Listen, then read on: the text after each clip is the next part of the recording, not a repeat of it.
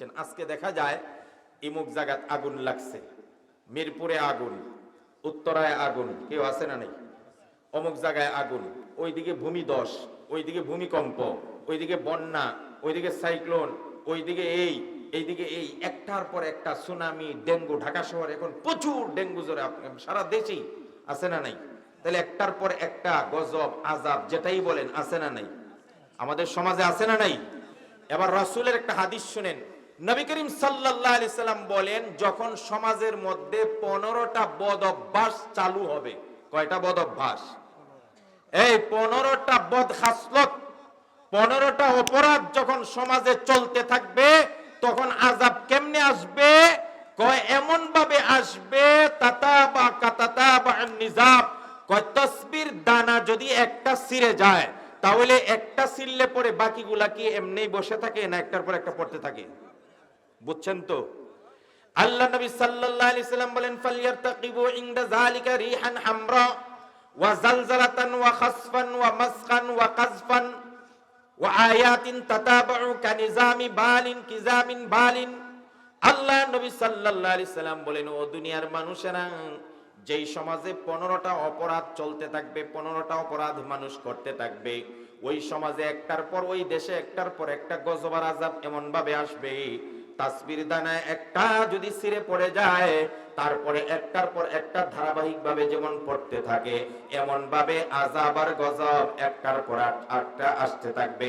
হামরা বলা হয় আগুন, আগুনের বাতাস ছুটবে, কখনো ভূমিকম্প হবে, কখনো ভূমিধস হবে, কখনো বন্যা হবে, কখনো সাইক্লোন হবে, কখনো হারিকেন হবে, কখনো সুনামি হবে, কখনো সিডর হবে, কখনো করোনা আসবে, কখনো ডেঙ্গু জ্বর আসবে। কথা কোন ঠিক কি না? কখন কয়টা বদ অভ্যাস? আপনারা মিলায় দেখবেন আমাদের সমাজে 15টা জিনিস আছে কিনা, তাহলে বুঝবেন আযাব কেন আসে। কয়টা গেল? 15টা বলতেছি, শুনেন। আন আবি হুরায়রা রাদিয়াল্লাহু তাআলা আনহু আন্না রাসূলুল্লাহ সাল্লাল্লাহু আলাইহি ওয়াসাল্লাম قال ইযা তুখিদাল ফাইউ দুওয়ালান ওয়াল আমানাতু মাগনামান ওয়াজ যাকাতু মাগরামান ওয়া তু'ল্লিমাদ দীনু লিগাইরিদ দীন ওয়া আতা'আর রাসূলু আতা'আর রাজুলু ইমরাআতাহু ওয়া আক্কা উম্মাহু ওয়া আদনা আবাহু ওয়া aqsa সাদিকাহু ওয়া যাহারাতিল আসওয়াতু ফিল মাসাজিদ ওয়া সাদাল কওমা ফাসিকুহুম ওয়া কানা যাঈমুহুম وكان زعيم القوم أرزلهم وشربت الخمر وزهرت القينات والمعازف। আল্লাহ নবী সাল্লাল্লাহু আলাইহি সাল্লাম বলেন, যেই সমাজে 15টা, যেই দেশে 15টা অপরাধ সংঘটিত হবে, ওই সমাজে একটার পর একটা গজব আসতে থাকবে। 1 নম্বর অপরাধ হলো ইযা তুখিজাল ফাইউ দুওয়ালান, যখন 10 জনের মাল একজনে আত্মসাৎ করবে। কয়জনের মাল আত্মসাৎ করবে? কয়জনে? এই অপরাধটা নাই আমাদের দেশে। হ্যাঁ, ইজাত তুখিজাল ফাই বলা হয় মূলত যুদ্ধলব্ধ মাল। তো যুদ্ধলব্ধ মাল বলতে, যে যুদ্ধলব্ধ মাল তো 10 জনের, সবাই মিলে যুদ্ধ করছি, পাইছি, তাহলে এটা কি একজনের না 10 জনের? বুক করবে কয়জনে? একজনে। এইজন্য আমি এটাকে ভাবার্থ করে নিছি, 10 জনের মাল একজনে বুক করবে। আমি যদি আপনারা বলেন যে না হুজুর, আমাদের দেশে 10 জনের মাল একজনে বুক করে না, তাহলে আমি দেখাই। এই যে করোনাকালীন সময়ে আপনারা কতটুকু খবর রাখছেন জানি না, বিদেশ থেকে, দেশ বিদেশ থেকে বিভিন্ন সংস্থা, বিভিন্ন দেশ, বিভিন্ন ব্যক্তি বাংলাদেশে হাজার হাজার হাজার হাজার কোটি কোটি টাকা দিছে। বুঝে থাকলে বলেন তো, আপনারা জনপ্রতি কয় টাকা পাইছেন? করোনার সময় যে অনুদান আসছে, এটা একজনের না 10 জনের? খাইছে কয়জনে? এক এক এলাকায় একজনে খাইছে। এই করোনার সময় কারো বেডের নিচে পাওয়া গেছে মাল টাকা, কারো পুকুরের নিচে পাওয়া গেছে টিন, কারো খাটের নিচে পাওয়া গেছে বিস্কিটের কার্টন। আমার দেশে এমন ভাবে 10 জনের মাল, রাষ্ট্রীয় মাল, 10 জনের মাল, জনগণের মাল আত্মসাৎ করার রীতি স্বাধীনতার পর থেকে চালু হয়েছে। যত দিন যাচ্ছে তত দুর্নীতি বাড়তেছে। খালের টাকা খাচ্ছে, নদী খননের টাকা খাচ্ছে, কালভারের টাকাটা আত্মসাৎ করছে, এমনকি আমার জানা মতে মসজিদের টাকাও আত্মসাৎ করে, বিধবার টাকাটা পর্যন্ত মেরে দেয়, ইতিমের টাকাটা আত্মসাৎ করে, এমনকি কবরস্থানের জন্য গম আসছে, আমি জানি ওই গমটা পর্যন্ত আত্মসাৎ করে। আমি হুঁশিয়ারি করতে চাই, যারা অন্তত পক্ষে কবরস্থানের টাকাটা খান, সাবধানে কবরস্থানের পাশ দিয়া যাবেন, রাতের বেলা একা একা যাবেন না। কারণ কখন যেন রাতের বেলা একা একা গেলে কবরস্থানের মুর্দায় যদি পা ধরে টান দেয়ার বলে আমাগোটা যখন খাইতেই মন চায়, তাহলে দুনিয়া থাকবে কেন আমাদের লগে ল। কথা কোন ঠিক কিনা? আমাদের দেশে 10 জনের মাল একজনে খাওয়ার কোনো নিয়ম নাই, কোনো প্রচলন নাই। তাহলে এই দেশে করোনা আসবে না তো কি আসবে? এই দেশে ডেঙ্গু আসবে না তো কি আসবে?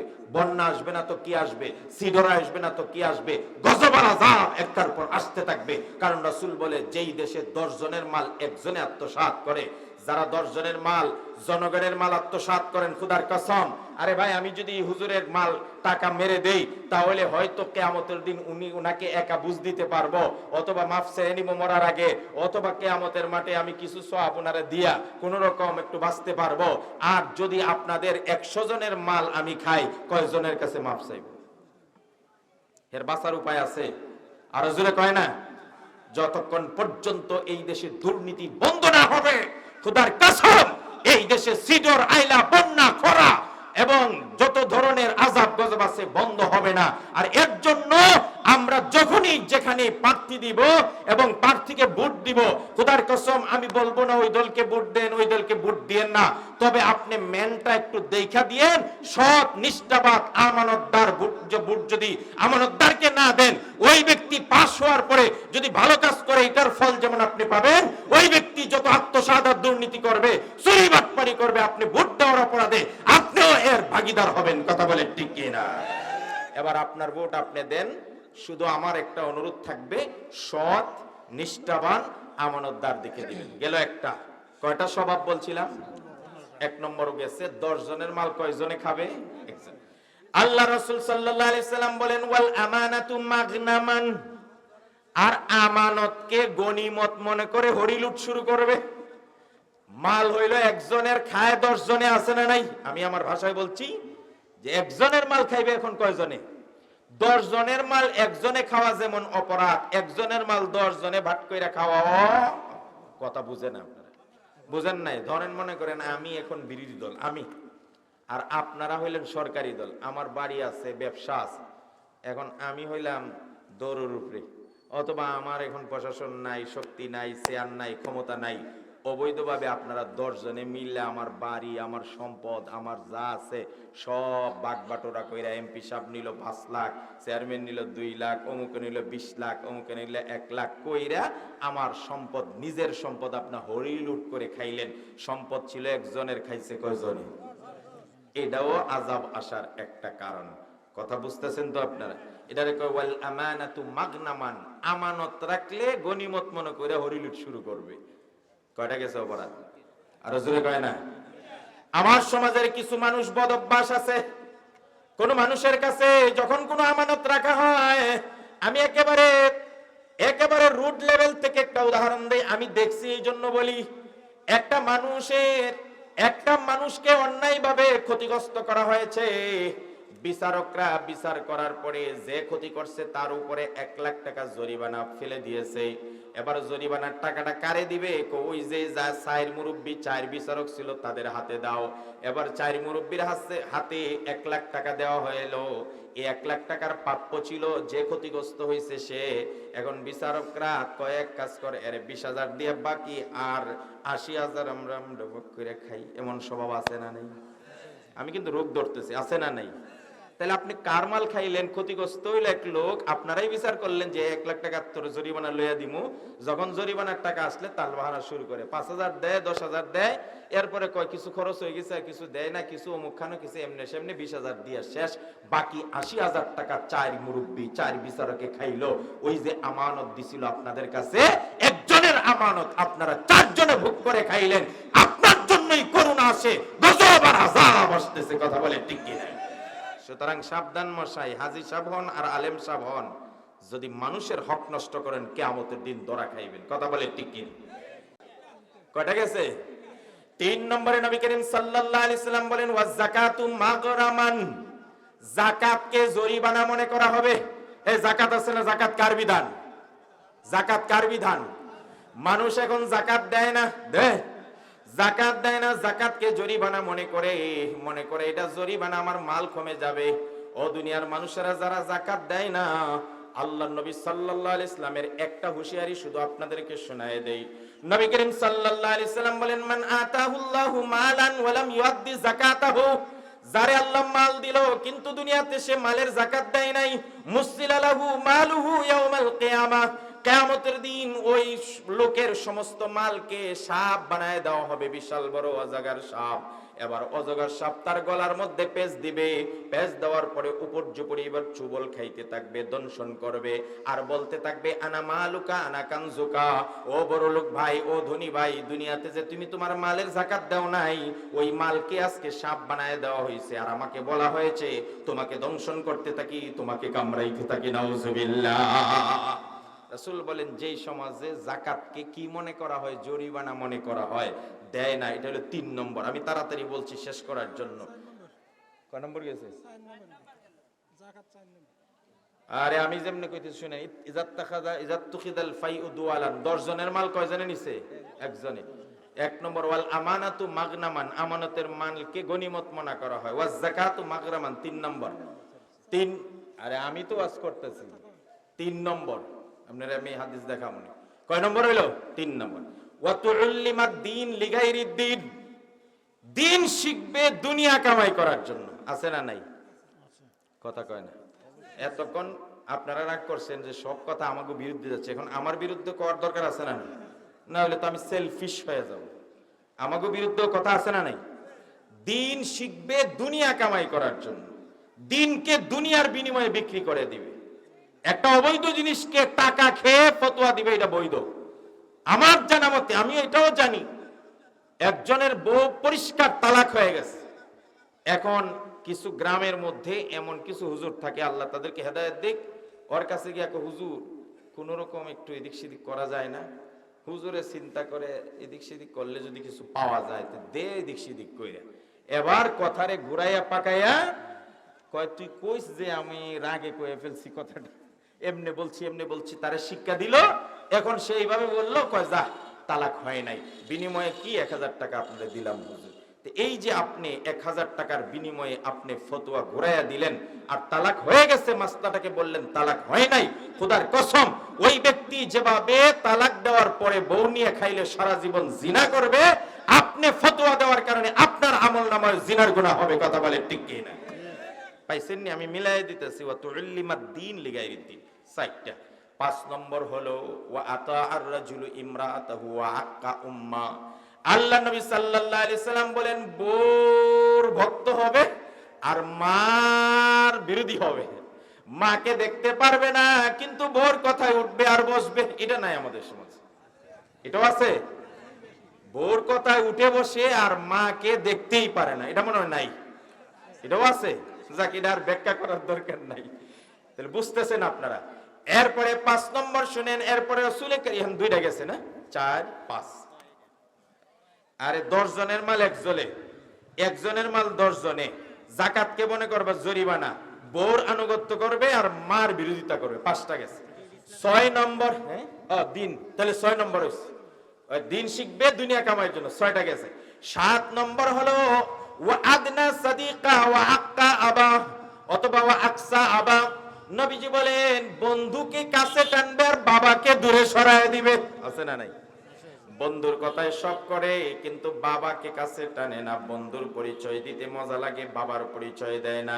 বাবা কৃষক মানুষ, গরিব মানুষ, বাবা অশিক্ষিত মানুষ, এই জন্য বাবার পরিচয় সমাজে দিতে চায় না, বন্ধুর পরিচয় দেয়। রাসূলুল্লাহ বলেন, যে এই সমাজের মানুষ বন্ধুর কথায় উঠবে বসবে, বন্ধুকে কাছে টানবে আর বাবাকে দূরে সরায় দিবে, ওই সমাজে একটার পর একটা লাঞ্ছনা গঞ্চনার গজব আযাব আসতে থাকবে। নাউজুবিল্লাহ।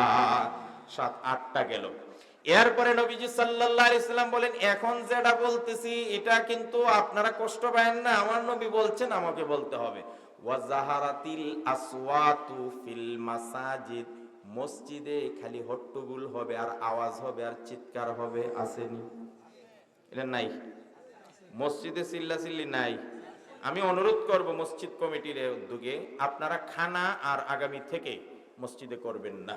কারণ আমি নিজে যখন আসছি ওযু ইস্তেঞ্জা করে নামাজ পড়তে গেছি, আরে বাপরে মসজিদে খানা খায়া চিল্লা বলে আমারে দে ওরে দে, এইদিকে আয় ওইদিকে যা। আরে ভাই মসজিদ তো এটার জন্য নয়, মসজিদ তো ইবাদতখানা। রাসূল বলছেন যে সমাজে মসজিদে হট্টগোল হয়, আমার একটা অনুরোধ, আগামী বছর যদি খানা করেন তাহলে অন্য একটা ব্যবস্থা করবেন, হয় প্যাকেটিং ব্যবস্থা করেন, আর বসায় খাওয়াইলে মসজিদে না করে অন্য জায়গায় করেন, যাতে মসজিদে হট্টগোলটা না হয়। এটা একটা অনুরোধ। আরেকটা অনুরোধ করে যাই, এটা আপনাদেরকে আমাকে করতেই হবে। আমি যেহেতু এই জালসার গুরুত্ব বুঝাইছি, দেখেন আমি যখন অনলাইনে এই পোস্টারটা ছাড়ছি যে আমি অমুক জায়গায় আজকে ওয়াজ করতে যাই, তখন আমার নাম খুঁজতে খুঁজতে খুঁজতে খুঁজতে একবারে লাস্টে গিয়ে পাইছে মানুষ। দু একজনে কমেন্ট করলো যে এত নাম, কিন্তু বক্তাদের নাম এত নিচে কেন? আমার কষ্ট না, আমার ব্যক্তিগত কষ্ট না, বা আমি বড় এটা বোঝানোর জন্য নয়, আল্লাহর রাস্তায় মাইন্ড করবেন না। আপনারা যেহেতু এই ওয়াজটার মূল হলো যিনি আলোচনা করবেন এরা হলো এখানে বর, এরা কি বর। আরে বিয়ার দিন জামাই মানে বর ওই তো হাইলাইট বেশি হয়। যেখানে স্টেজটা সাজানো হয় এখানে যদি বরযাত্রী উকিল সাহেব যায় তার জায়গা নাই, এখানে যদি ব্যারিস্টার সাহেব যায় বিয়ের দিন সে বরযাত্রীর আসনেই বসবে, কিন্তু জামাই যদি অশিক্ষিত হয় ছোট হয় তার জায়গা হয় স্টেজে। কথা কয় না কেন? এই জন্য আমার দ্বিতীয় অনুরোধ, এটা হাসি মুখে বলছি, মাইন্ড করলে কিছু করার নাই। যেহেতু এটা ওয়াজটা করবে আলেমগণ, আলেমগণের নাম সবার আগে থাকবে, সভাপতির পরে আলেমগণের নাম দিয়ে দিবেন, এরপরে অতিথিদের নাম যা মনে চাই দেন। এটা আমার 2 নম্বর আবদার। কথা ঠিক আছে? এই জন্য আমি বলছিলাম, নবীজি বলছেন ওয়া জাহারাতিল আসওয়াতু ফিল মাসাজিদ, মসজিদের মধ্যে হট্টগোল হবে আল্লাহর রাস্তে।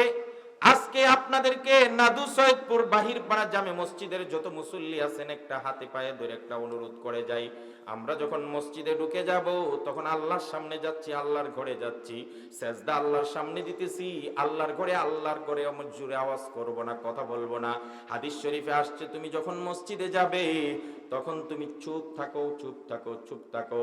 ইমাম সাহেব যখন খুতবা দেয় কোনো কথা বলবা না, কোনো কথা বলবা না। নবীজি এও বলছেন আরেকজনে কথা বলতেছে তুমি তারে এই কথা বইলো না যে ভাই কথা বলিস না, এটাও বলবা না, বরং ইশারা দিয়া বলো। তাই কতটুকু সতর্ক। এই জন্য আমার ভাইয়েরা নামাজ কম পড়েন বেশি পড়েন এটা আপনার ব্যাপার, কিন্তু মসজিদটা আল্লাহর ঘর, এখানে হট্টগোল করবেন না। যতটুকু আদব রক্ষা করা যায় ওই আদব রক্ষা করে চলবেন, বলেন ইনশাআল্লাহ। গেল আরেকটা, কয়টা হয়েছে আমার তো সিরিয়াল এখন মন নাই, হ্যাঁ 8 শেষ হচ্ছে। জাহারাতিল আসওয়াদু ফিল মাসাজিদ, এরপরে নবীজি যেটা বলছেন এটা আরো কঠিন, যদি বলি আপনারা আরো রাগ উঠতে পারে। ওয়াসাদাল কওমা ফাসিকুহুম, নবীজি বলেন আযাব গজব তখন আসবে যখন সমাজের মাতবরি করবে সবচেয়ে বড় গুনাহগার অপরাধী লোকটা আছে, এটা সবচেয়ে বড় অপরাধী, সে জিনা করে, মদ খায়, ঘুষ খায়, সুদ খায়, সে সমাজের নেতা আছে না নাই? আপনাদের এখানে নেই, আমাদের এলাকায় আছে। হ্যাঁ বেশি, এটা হাদিস। আমার তো মনে হয় হাদিসটা রাসূলুল্লাহ 1000 বছর আগে আমাদের সমাজের অবস্থা দেখে দেখে বলছেন। নবীজি বলছেন ওয়াসা, আমি বিগত দিনে দেখছি, আমি কোনো দল করি না এখন পর্যন্ত, আমার কোনো দলের সাথে সদস্যপদ নাই, তবে যারা ভালো কাজ করে, যারা ভালো দল করে এদেরকে আমি মন থেকে ভালোবাসি, এইটুকু বলতে পারি।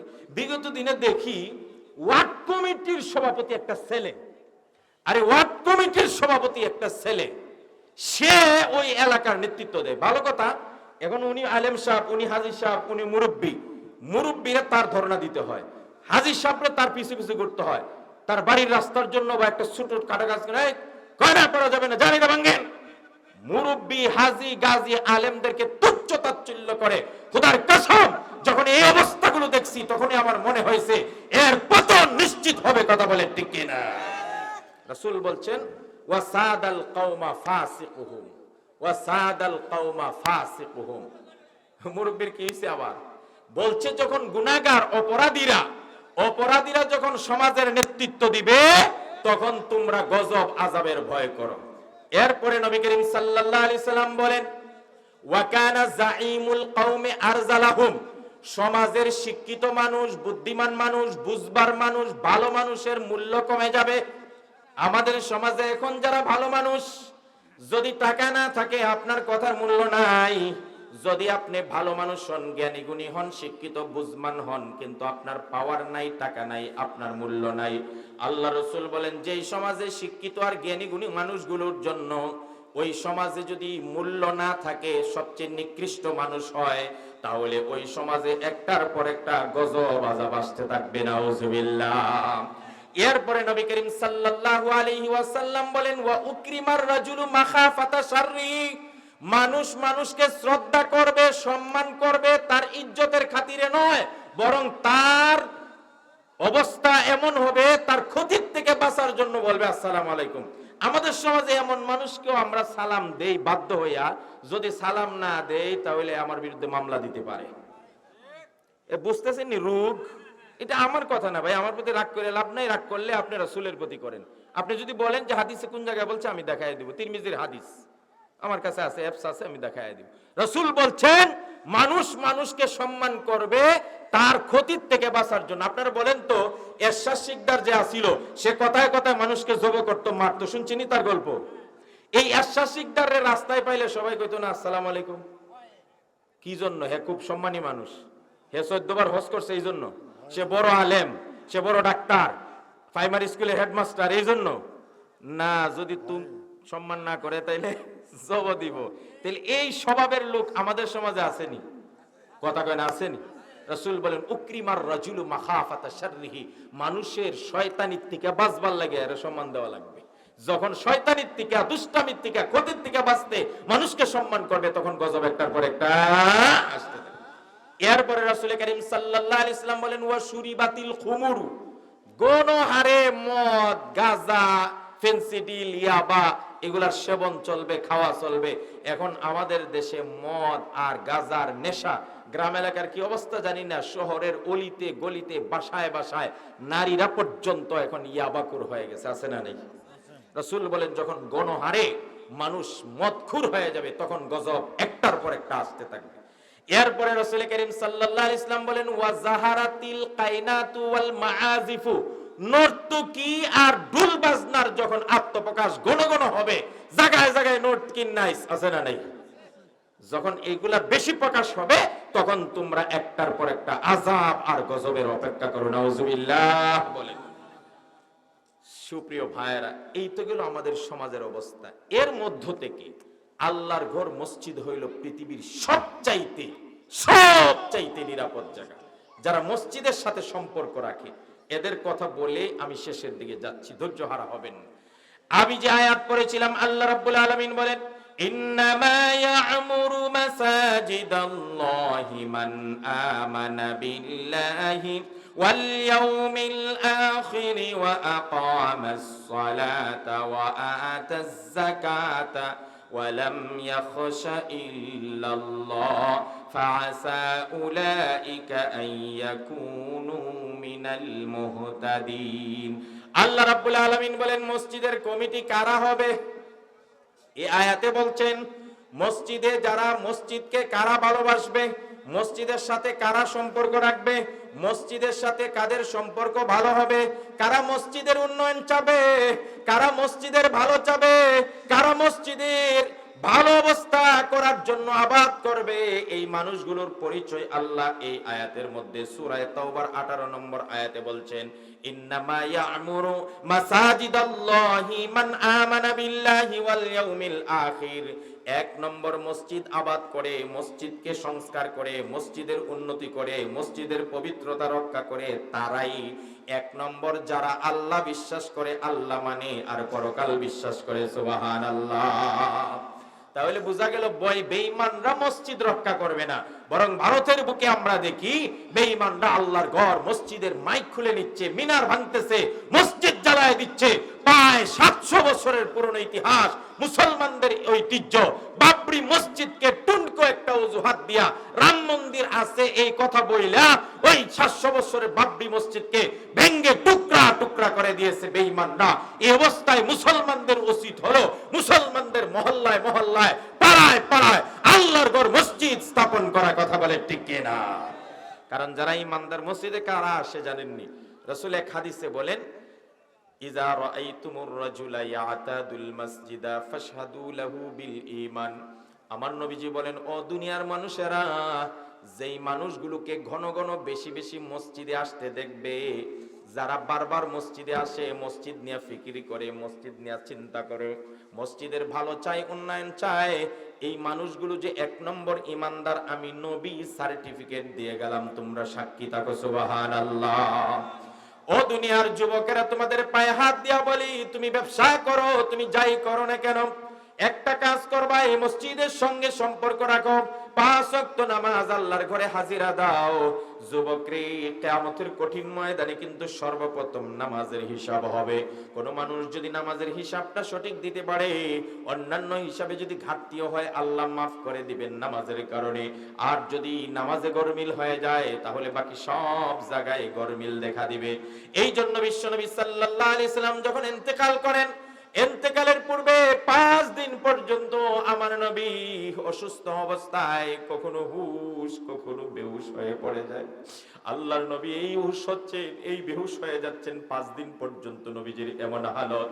আল্লাহর নবী সাল্লাল্লাহু আলাইহি সাল্লাম একদিন যোহরের নামাজের সময় বেহুশ হয়ে গেছেন। মসজিদে নববীতে যোহরের আজান দিল বেলাল, আর বেলাল যখন আজান দেয়, তখন মুসলমানদের ভিতরে এমন ভাবে কাজ করে মহব্বত আর ভালোবাসা, মসজিদের দিকে দৌড়ায় যায়, দৌড়ায় যায়। এই পর্যন্ত বেলাল আজান দিল, কিন্তু নবীজি ইমামতি করার জন্য ঘরে বাইর হয় না। সাহাবায়ে কেরাম মসজিদের মধ্যে একত্রিত হইয়া বিশ্বনবী সাল্লাল্লাহু আলাইহি সাল্লামের জন্য অপেক্ষা করতেছেন। হযরত বিলালকে বলেন, বিলাল যাও গিয়ে দেখো আমার দয়াল নবীর শরীরটা একটু ভালো হয়েছে কিনা, আসতে পারবেন কিনা। হযরত বিলাল ঘরের বারান্দার দরজার সামনে পায়চারি করে, ভিতর থেকে আওয়াজ আসে, না না, আমার নবীজি এখনো হুঁশ ফিরে আসে নাই। বিলাল আবার ফিরে আসে, আবার সাহাবীরা বিলালকে পাঠায়, আবার যায় বিলাল। এই করতে করতে যোহরের নামাজের ওয়াক্তের সময় চলে যাচ্ছিল। সাহাবায়ে কেরাম চিন্তা করলেন, নবীজি যদি হুঁশ ফিরে না আসেন, তাহলে ওয়াক্ত চলে গেলে নামাজ তো কাজা হয়ে যাবে। এই জন্য সাহাবায়ে কেরাম সবাই মিলে বিশ্ব নবী সাল্লাল্লাহু আলাইহি সাল্লাম যখন আসতেছে না, পরামর্শ করে হযরতে আবু বকরকে ইমামতি দান করে দেয়। আবু বকরকে সামনে পাড়ায় দিয়ে বলেন, আবু বকর যাও, তুমি নামাজ পড়ো, নামাজ পড়াও, নামাজ পড়াও। হযরত আবু বকর নরম দিলের মানুষ, বলে, ওমর ভাই তুমি যাও, আমি পারবো না। ওমর বলে, না আবু বকর, নবীজি অনেকবার তোমাকে সামনে বাড়াইছেন, তোমাকে কথা বলেছেন, তোমার কথাই আগে বলেছেন, সুতরাং তুমি নামাজ পড়ো। আমার নবীজি যখন বেহুশ হয়ে আছেন, হযরত আবু বকরের ইমামতিতে মসজিদে নববীর মধ্যে সাহাবায়ে কেরাম যখন নামাজে দাঁড়িয়ে যায়, ইত্য বছরে আমার নবীজি হুঁশ ফিরে আসে।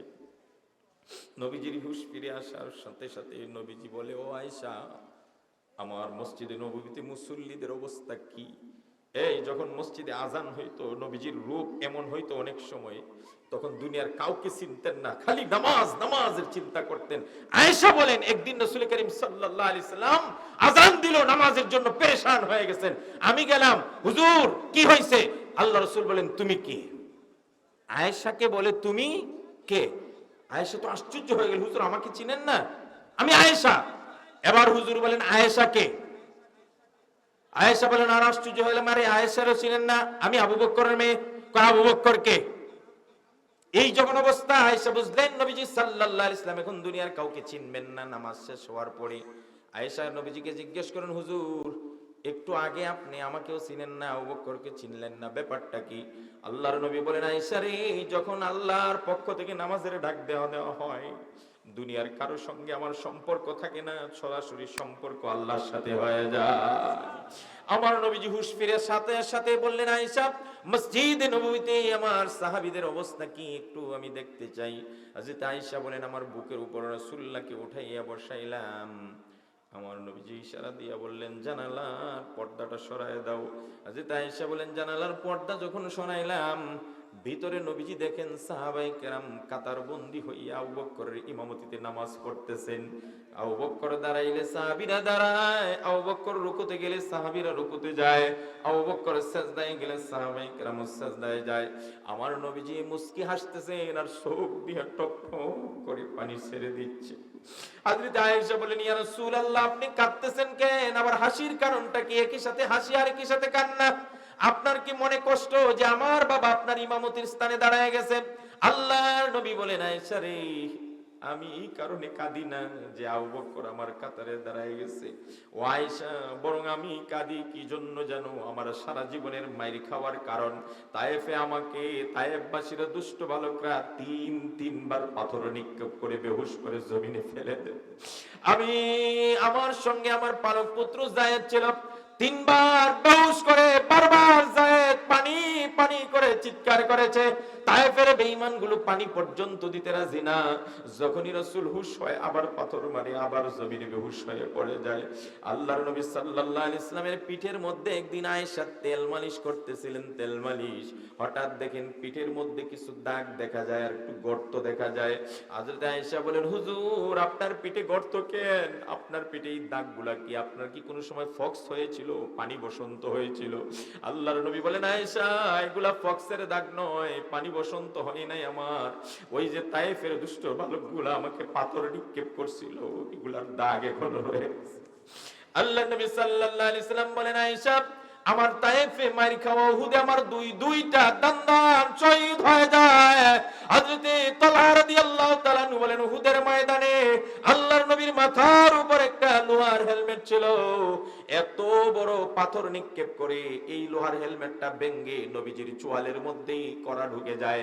এক সাহাবী দাঁত দিয়ে কামড়িয়ে উঠাইতে গিয়ে নবীর দুইটা দাঁত উহুদের ময়দানে শহীদ হয়ে যায়। নবীর কপাল থেকে রক্ত ঝরে, নবীর গাল থেকে রক্ত ঝরতেছে। সাহাবায়ে কেরাম দৌড়ায় আসতেছেন নবীর কাছে।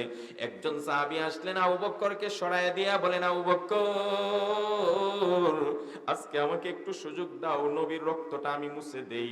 ওই সাহাবী কাপড় দিয়া হাত দিয়া মুছে নাই, সরাসরি নবীর এই রক্তগুলো নিজের জিভ আর ঠোঁট লাগিয়ে চুষে চুষে মুখস্থ করে খেয়ে নেয়, চুষে চুষে ভিতরে খেয়ে নেয়। আল্লাহর নবী বলেন, সাহাবীরে লান তামাসসাকান নার, তুমি যে আমার রক্ত চুষে চুষে আমার কপাল পরিষ্কার করছো, জমিনে পড়তে দেও নাই, এই জন্য তোমার উপর আল্লাহ জাহান্নাম আর হারাম করে দিয়েছে। হযরতে আয়েশা রাদিয়াল্লাহু তাআলা আনহুর প্রশ্নের জবাবে রাসূলুল্লাহ বলেন, উহুদের ময়দানে যখন আমি দুর্বল হয়ে গেলাম, রক্ত ঝরতে ঝরতে যখন নিচে পড়ে গেলাম গর্তের মধ্যে, চতুর্দিক থেকে কাফের বেঈমানেরা আমার উপর তীর নিক্ষেপ করা শুরু করে দেয়। হযরত তালহা বলেন, আমি তাকায় দেখি ডান দিক থেকে তীর আসতেছে, দৌড়ায় গিয়ে আমি আমার পিঠটা ওই তীরের মধ্যে পেতে দেই, আমার পিঠের মধ্যে তীর বিদ্ধ হয়ে যায়। আবার দেখি বাম দিক থেকে তীর আসতেছে, আবার দৌড়ায় বাম দিকে যাই, আবার সামনে তীর আসে সামনে যাই, পেছনে তীর আসে পেছনে যাই। এইভাবে যেদিকেই তীর আসে ওই দিকে নবীর উপর তীর পড়তে দেই না, আমার সবগুলা তীর আমার শরীরে বহন করি। একটা সময় যখন তীর মারা বন্ধ হয়, আমি রাসূলকে বললাম, হুজুর দয়া করে নিচ থেকে একটু উপরে উঠেন, এখানে থাকলে আপনার উপর আরো মারতে সহজ হবে, একটু উপরে উঠেন। আল্লাহর নবী ডাক দিয়া বলেন, তালহা আমি নবীর গায়ে থেকে এত বেশি রক্ত উহুদের ময়দানে ঝরেছে, আমি উঠে দাঁড়াইতে পারছি না, আর এই কঙ্কর জমিন, এই বালুকাময় জমিনের উপর আমি পা ফেলতে পারছি না। হযরত তালহা ডাক দিয়া বলেন, হুজুর আমি তালহা থাকতে আপনাকে কষ্ট করতে হবে না, আমি শুয়ে গেলাম, আমাকে সিঁড়ি বানিয়ে আমার উপর পা দিয়ে দিয়ে আপনি উপরে উঠে যান। হযরত আবু বকর রাদিয়াল্লাহু তাআলা আনহু বলেন, উহুদের যুদ্ধ যখন শেষ হয়েছে, আমরা তালহার শরীরে কয়টা তীর বিদ্ধ হয়েছে গুনছিলাম, গুনে গুনে দেখি 80টা তীর তালহার শরীরে বিদ্ধ। আল্লাহু আকবার। রাসূলুল্লাহ এই জন্য বলতেন, তোমরা যদি জীবন্ত শহীদ দেখতে চাও তাহলে তালহাকে দেখো, যে শহীদ হাঁটে চলে, সে শুধু জানটা যায় নাই, বাকি শহীদের মর্যাদা সে পেয়ে গেছে, সে আমার জমিনে জীবন্ত শহীদ। আল্লাহু আকবার। এবার নবী করিম সাল্লাল্লাহু আলাইহি ওয়াসাল্লাম বলেন, আয়েশা রে আমি উহুদের ময়দানে মাইর খাইছি, তায়েফে আমাকে রক্তাক্ত করা হয়েছে, আবু জাহেল আমার উপর উটের নারী বুড়ি ছেড়ে দিয়েছে, আমার জন্য গর্ত করা হয়েছে, খায়বারে আমাকে বিষ মিশিয়ে খাদ্যের সঙ্গে মারার চেষ্টা করা হয়েছে, আমাকে পাগল বলছে, আমাকে মজনুন বলেছে, গালিগালাজ করেছে, অপমান অপদস্থ করেছে। ওই সব কিছুর একটাই কারণ ছিল, মানুষ যেন মানুষের খোদা, মানুষের পূজা ছেড়ে দিয়ে এক আল্লাহর দিকে সাজদা অবনত হয়ে যায়। আজকে যখন দেখলাম আমার অসুস্থতার কারণে নামাজ পড়াইতে পারলাম না, আর আমার সাহাবীরা কাতার বন্দী হইয়া হযরতে আবু বকরকে ইমাম বানাইয়া যখন নামাজ পড়তেছে, ভবিষ্যতে আমার উম্মতেরা এইভাবেই নামাজে কাতারবন্দি হইয়া সুশৃঙ্খল ভাবে ইমামের পিছনে নামাজ পড়বে। এই অনাগত দৃশ্য দেখে দেখে আমার ভিতরে এত খুশি লাগছে, এত খুশি লাগছে, আমি বেশি খুশির কারণে চোখ দিয়ে পানি ফেলতেছি। এটা আমার দুঃখের কান্না নয়, আমার মসজিদের মুসল্লিদের নামাজের কাতার দেখে খুশির কান্না। রাসূলুল্লাহ এতটা খুশি হইতেন কেউ যদি নামাজ পড়তো। এই জন্য নবীজির শেষ কথা, ইন্তেকালের আগে রাসূলুল্লাহ কয়টা কথা বলছেন? দুইটা। বলেন কয়টা কথা? দুইটা কথা বলছেন, দুইটা। রাসূলুল্লাহ কারীম সাল্লাল্লাহু আলাইহি ওয়াসাল্লাম বলছেন আসসালাত, আসসালাত ওয়া মা মালাকাত আইমানুকুম, সাবধান উম্মতেরা, নামাজ, নামাজ, নামাজ। বারবার নবীজি বলছেন, মৃত্যুর আগে মিয়া বলছেন নামাজ, নামাজ, নামাজ। আর অধীনস্থদের সাথে খারাপ ব্যবহার করো না, গোলাম চাকরদের সাথে খারাপ ব্যবহার করো না, শ্রমিকদের সাথে খারাপ ব্যবহার করো না, তোমার দোকানের কর্মচারীর সাথে খারাপ ব্যবহার করো না। এই দুইটা কথা রাসূলের শেষ কথা ছিল। এবার আপনি বলবেন হুজুর এত এত গুরুত্বপূর্ণ কথা থাকতে লাস্টে দুইটা কথাই বললেন। কয় দুইটা কথা দিয়ে দুনিয়ার সব কথা দুইটা কথার মধ্যে ঢুকাইয়া দিয়েছেন। কেমনে? একটা বলছেন সালাত, নামাজ, নামাজ। নামাজ কার হক? কথা বলে না, কার হক? নামাজ দিয়া আল্লাহর হক যা আছে সব বুঝাইছেন। আর অধীনস্থদের সাথে খারাপ ব্যবহার করো না মানে বান্দার হক। তাহলে রাসূল এই দুইটা কথার ভিতরে আল্লাহর হক আর বান্দার হক যা ছিল সব ঢুকাই দিয়েছে। সুবহানাল্লাহ। আর জোরে বলেন সুবহানাল্লাহ। এই জন্য নবী করিম সাল্লাল্লাহু আলাইহি ওয়াসাল্লাম বলছেন নামাজকে তোমরা ওই জায়গায় পড়ো যেখান থেকে আযান দেওয়া হয়, আযান দেওয়া হয়। এই মিয়া আজকে গাড়িতে আসার সময় পড়তেছিলাম কয় সময়ের দোয়া আল্লাহর কাছে তাড়াতাড়ি কবুল হয়। তো এর মধ্য থেকে পড়লাম 1 নম্বর, রাসূলকে জিজ্ঞেস করছেন এক সাহাবী, আইয়ু দুআই আসমা। অনেকে আছেন না আল্লাহর কাছে দোয়া করি কই পুরা হয় না, আল্লাহর কাছে এটা চাইতেছি অভাব দূর হোক, ঋণ দূর হোক, সুস্থ হই, এটা সেটা। আল্লাহ রাসূল সাল্লাল্লাহু আলাইহি ওয়াসাল্লাম বলছেন অনেকগুলো জায়গা আছে, সময় আছে যেই সময়ে দোয়া করলে তাড়াতাড়ি কবুল হয়। 1 নম্বর হলো আইয়ু দুআই আসমা। সাহাবী জিজ্ঞেস করছেন হুজুর কোন সময়ে দোয়া করলে তাড়াতাড়ি কবুল হয়? আল্লাহ রাসূল বলছেন জাওফুল লাইল ওয়া দুবুরা কুল্লি সালাতিন মাকতুবা। রাসূল বলছেন শেষ রাতে কেউ যদি দোয়া করতে পারে আল্লাহ সেই দোয়া কবুল করে। সুবহানাল্লাহ। এটার ফলাফল ইনশাআল্লাহ আমি আশা করি আমাদের মুরব্বিরা পাইছেন। কথা কোন ঠিক কিনা? আর 2 নম্বর বলছেন ফরজ নামাজের পরে, ফরজ নামাজের পরে দোয়া করো। ফরজ নামাজ শেষ হইছে, একা একা বসে বসে দীর্ঘ সময় দোয়া করো, আল্লাহর কাছে চাও, আল্লাহর কাছে যাও। আল্লাহ কোরআনে বলছে, আল্লাহ রাব্বুল আলামিন বলেন উদউনি আস্তাজিব লাকুম, বান্দা তোমরা আমার কাছে চাও আমি তোমাদের সব চাওয়া পুরা করে দেব। দুনিয়ার কোনো মানুষ কারো চাওয়া পুরা করতে পারে না, মানুষের সব চাহিদা পূরণ করতে পারে একজন, তিনি কে?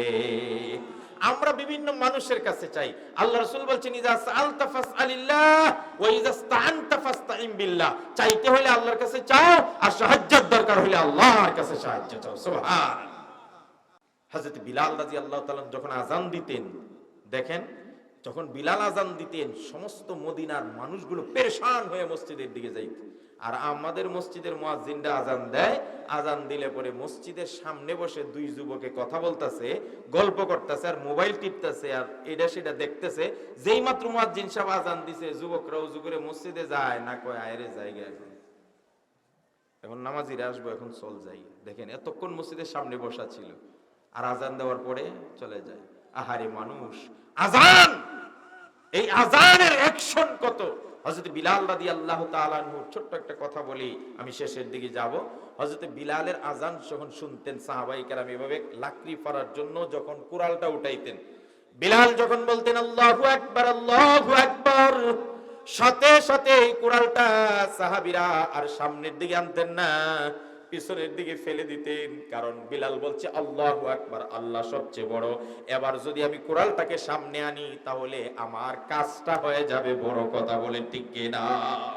এই জন্য বিলালের আযানের মধ্যে রুহানিয়ত ছিল, রুহানিয়ত ছিল। হযরত বিলাল রাসূলুল্লাহর ইন্তেকালের পরে মদিনা ছেড়ে দিয়েছেন, তিনি আর মদিনা আযান দিবেন না, রাসূল নাই। 10 বছর পরে হযরত উমরের শাসনামলে এক যুদ্ধে বিলালের সঙ্গে দেখা। বিলালকে উমর অনুরোধ করলেন, ও বিলাল তুমি একটু আও না মদিনায়, তোমার আযানটা একটু শুনি। বিলাল কয় না, যেই শহরে আমার নবী নাই ওই শহরে আমি আযান দিতে যাব না। রাতের বেলা বিলাল রাদিয়াল্লাহু তাআলা আনহু ঘুমাইলেন। ঘুমের মধ্যে স্বপ্নে দেখেন রাসূল করিম সাল্লাল্লাহু আলাইহি সাল্লাম স্বপ্নে যুগে বিলালকে বলছেন, বিলাল রে, তোর কি মনে লয় না, মায়া লাগে না একটাবার আমার মদিনায় যাইতে? ঘুম থেকে লাফ দিয়ে ওঠে বিলাল, সিদ্ধান্ত নিল আমি মদিনায় যাব। হযরত ওমরের সাথে যুদ্ধ শেষে মদিনায় আসলেন। যেই মাত্র মদিনায় আসছে সব মানুষেরা বিলালকে ভিড় করছে, বিলাল একটাবারের জন্য তোমার আজানটা শুনতে চাই, একটাবারের জন্য আজান দাও বিলাল। তোমার আজান দিলে আমাদের মনে হয় রাসূলুল্লাহর জমানায় আমরা ফিরে গেছি, রাসূলের স্মৃতিগুলো ভেসে যায়। হযরত বিলাল বলে, নবীজি যেখানে নাই আমি কেমনে আজান দেই? নবীর পরিবারের লোকেরাও বলছে বিলাল একটাবারে আজান দাও। হযরত বিলাল সবার অনুরোধে যখন বিলাল আজান দেওয়া শুরু করে দেয়, তখন বিলালের যে কি অবস্থা হয়েছিল একজন কবি বড় সুন্দর করে বলছেন, উঠো বিলাল মিনারাতে, সময় বয়ে যায়,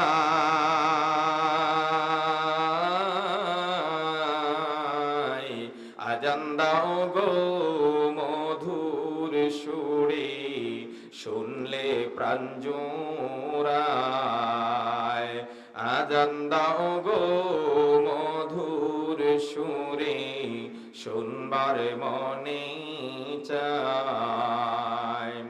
বিলাল বলে আজান দিলে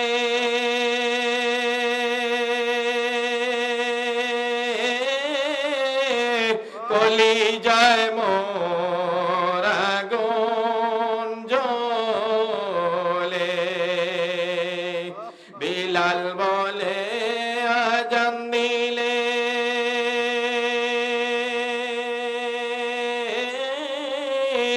কলিজায় মোর আগুন জ্বলে, আমার আজান কে শুনিবে নবী নাই রে দুনিয়ায়,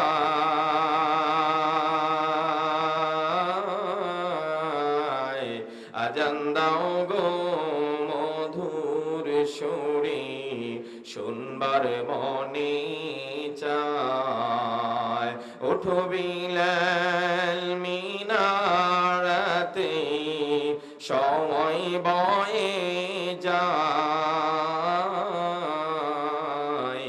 আজান দাও গো মধুর সুরে, শুনবার মনে চায়।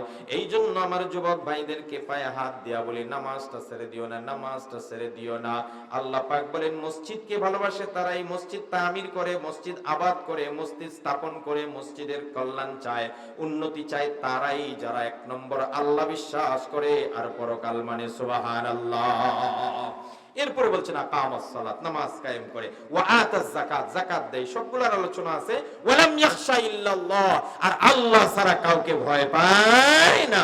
ফাসা উলাইকা ইয়াকুনু মিনাল মুহতাদিন, আল্লাহ বলেন এরাই হলো সঠিক হেদায়েত প্রাপ্ত।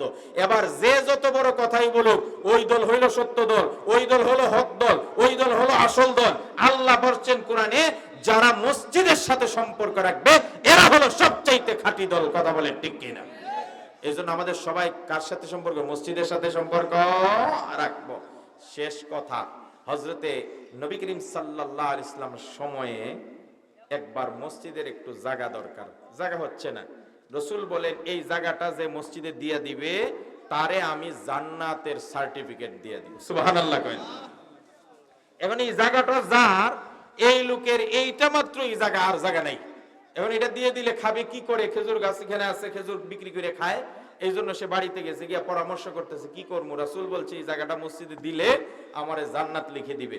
এই যখন সে পরামর্শ করতেছে, দৌড়াইয়া উসমান রাদিয়াল্লাহু তাআলা গেছে, গিয়া ওই বিচারের বলতেছে, ভাই তোমার এই জায়গাটা হয় আমারে বিক্রি করে দাও, আমি ডাবল দাম দিব, আর না হলে এর চাইতে ভালো জায়গা আমার অন্য জায়গায় আছে, তুমি বদলায় নিয়ে যাও, যেভাবে খুশি তুমি এইভাবে দাও, তাও ওই জায়গাটা আমারে দাও।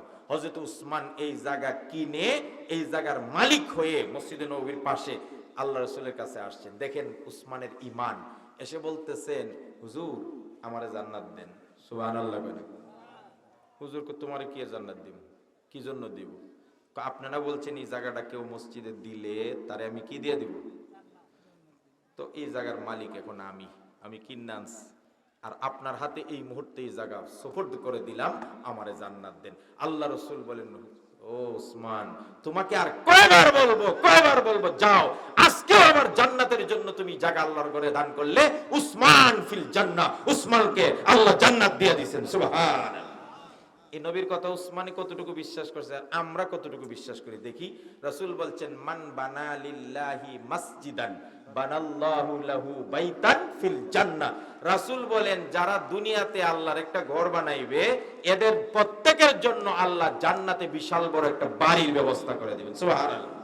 এ উসমান কেমন বিশ্বাস করছিল, কইছিল এই জায়গা দিলে আমি জান্নাত দিব, সাথে সাথে দিয়া দিবেন। রাসূলও কইছে যাও তুমি জান্নাত। আর সেই রাসূলই বলছেন, যারা মসজিদ বানাইবে তাদের জন্য আল্লাহ জান্নাতে বাড়ির ব্যবস্থা করে দিবে। বিশ্বাস হয়? যদি বিশ্বাস হয় তাহলে এই মসজিদের নাম হলো নাদু সৈয়দপুর বাহির বারাত জামে মসজিদের জন্য মুক্ত হস্তে শেষ বেলায়, এখন কিন্তু দোয়া কবুলের সময়। আমার ভাই কটা বাজে জান এখন? দেখেন তো, 12টা। অর্ধ রজনীর পর থেকে দোয়া কবুলের সময় আল্লাহ আসমানে এসে ডাকতে থাকেন, এই বান্দারা, কে আসো আমার কাছে মাফ চাও, আমি মাফ করব। আয়, কে আসো আমার কাছে গুনাহ মাফ চাও, আমারে মুসিবত থেকে উদ্ধার চাও, আমার কাছে চাও, আমি তোমারে উদ্ধার করব, ইত্যাদি ইত্যাদি বলেন। সুতরাং আমি আপনাদেরকে অনুরোধ করি, মধ্য রজনীও পার হইছে, রাসূলুল্লাহর সেই ঘোষণা অনুযায়ী আপনারা মুক্ত হস্তে আশা করি দান করবেন। দান করার পরে এরপরে আমরা সবাই মিলে দোয়া করব। আশা করি আল্লাহ আমাদের দোয়া কবুল করবেন, বলেন ইনশাআল্লাহ। আলহামদুলিল্লাহ। ডাক্তার মোহাম্মদ হাসিনুর রহমান নগদ 2000 টাকা মৃত বাবা ও মায়ের জন্য দোয়া করবেন এবং বাড়ির দাগে নতুন মসজিদ জায়গায় নতুন মসজিদ ভিত্তি স্থাপন করেছেন, সেই মসজিদ যেন আপনার সহযোগিতা করেন এবং কিয়ামত পর্যন্ত মসজিদ বহাল থাকে। আলহামদুলিল্লাহ। ডাক্তার হাসিনুর রহমান সাহেব 2000 টাকা নগদ দান করলেন। আপনারা খুশি না বেজার? আসতে কইছে, খুশি না বেজার? তাহলে একটা তাকবীর দেন, শয়তান দূর হোক। লিল্লাহি তাকবীর। আয় আল্লাহ তাআলা, ডাক্তার হাসিনুর রহমান সাহেব, আল্লাহ আপনার ঘরে 2000 টাকা নগদ দান করলেন, কবুল করেন, মঞ্জুর করেন। চিৎকার দিয়া বলেন না আমিন। কি নাম? নামটা হ্যাঁ, এই যে আমার হুজুর জনাব মাওলানা মোহাম্মদ শাহিনুর আলম নগদ 1000 টাকা। বাবাজির নাম কি? হ্যাঁ, আপনার আব্বার জন্য